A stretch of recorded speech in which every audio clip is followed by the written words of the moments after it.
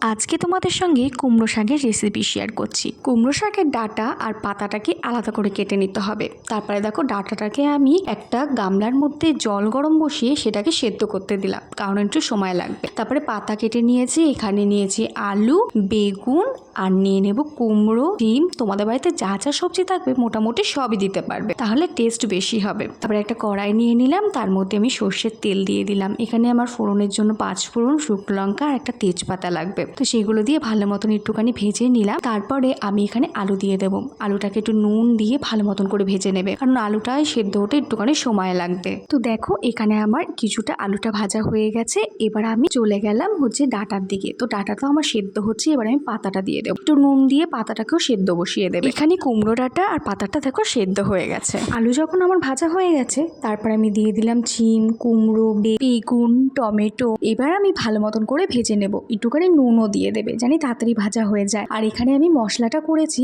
আদা, জিরে, লঙ্কা। তো এই মশলাটা দিয়ে ভালো মতন করে কষিয়ে নিতে হবে। এখানে দিতে হবে হলুদ, একটু চিনি আর একটু নুন দিয়ে দেবে। চিনিটা একটু বেশি দেবে, কারণ এইসব তরকারিগুলো একটু মিষ্টি মিষ্টি না হলে ভালো লাগে না। তারপরে আমি ডাঁটা যে সেদ্ধ করেছি, ডাঁটা আর পাতা, তো সেগুলো দিয়ে দিলাম। একটু ভালো মতন নেড়ে কষিয়ে তারপরে জল দিয়ে একটুখানি ফুটিয়ে আমি এটা নামিয়ে। এখন দেখো তরকারিটা কত টেস্টি লাগছে। পুরো ভিডিওটা দেখার জন্য ধন্যবাদ।